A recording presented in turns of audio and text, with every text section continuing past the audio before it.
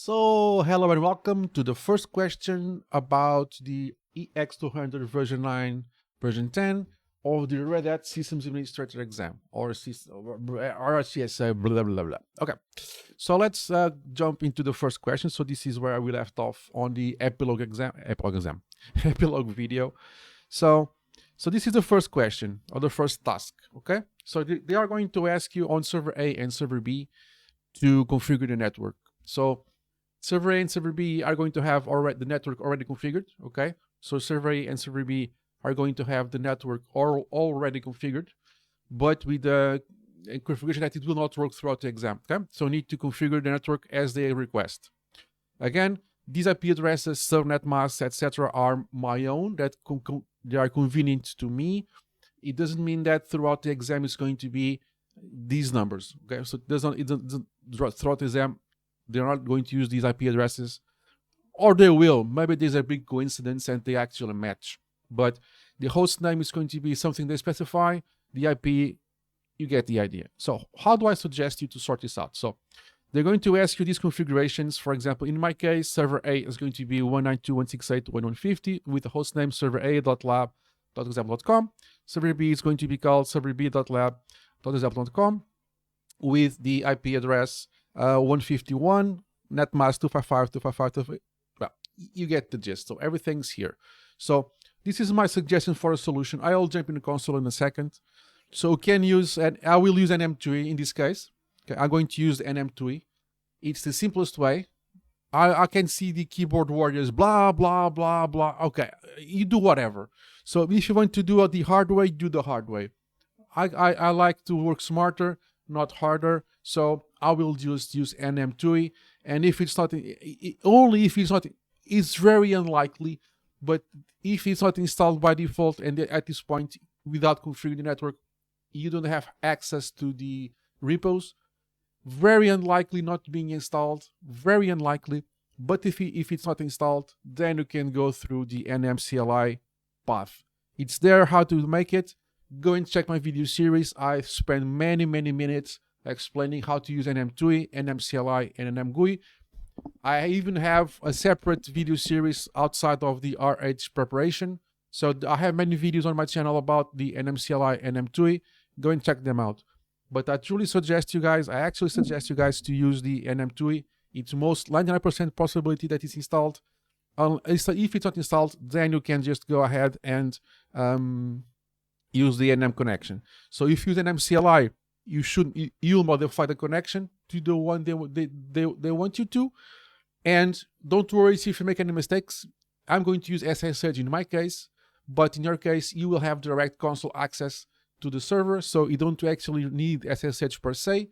If you run into issues, if you have any problems, you actually can resort to the physical console in order to get that thing sorted. Okay, so if you jump into the terminal, okay, so I have here my server A.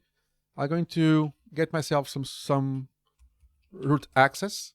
So don't worry about too much about the passwords. All the passwords you need, they will give you. Okay, and if you don't know the root password of a specific server, there is a task down the line. I will not go through it right now, but I believe they're going to give you the root password for server A. They will not for server B, because on server B, they actually require you to do the password recovery process.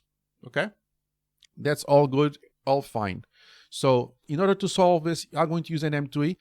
In my case, I am not going to change the configuration because I want to keep it. That's the one that's convenient for me. But in your case, you will just do nmtui. You just edit the connection. It will have a profile. It doesn't have to be the exact as mine. Use the one they have there. Most likely it's going to be called ETH0. You add it. If it's the HTTP, put it to manual. If it's manual with the wrong IP, you just fix the IP address, subnet mask, DNS servers, and all of that good stuff. You just go down there. IPv6, it's not required at this point. You click OK. You click back. You go here. I'm not going to do that because I'm going to lose connection. I don't want to do that. But you just, with the tab key, navigate here, deactivate, activate, and we are good to go. Okay? So basically you have your problem fixed. If you want to do the hard way, or not the hard way, but the nmcli tool, just do an nmcli connection show. Okay, you will see what profile is there. So leave LO alone. You don't touch an LO. Look back. So an MCLI connection modify. You specify the profile name, and from there on, you just do the IPv4.address. You put in the IP address they want. I'm not going to press enter at the end because I want to keep the configuration I have right now. /24 IPv4 gateway, and use the tab key. It should work and it should be okay. 192.168.1.1 and IPv4 DNS 192.168. In my case, I forget, it's a 100. I would hit enter. You hit. I'm going to put this as a comment here. You do this, hit enter. I'm adding it as a comment. Don't put the comment in the beginning in the exam. You need to execute this. I'm going to use the comments just to make my life easier here. Then you just do an MCLI connection reload and the profile name.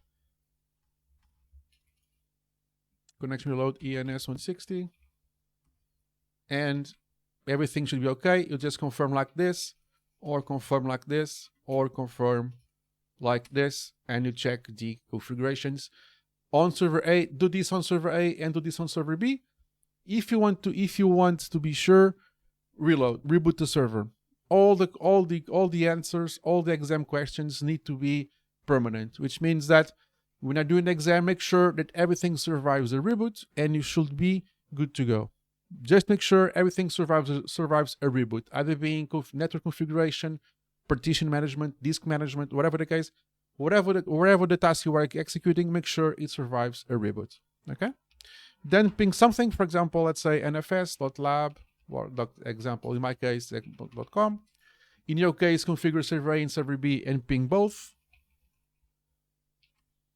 And everything is just working fine. And we have completed our first task. Congratulations. You will have a few points on our exam, so can carry on with confidence. Okay.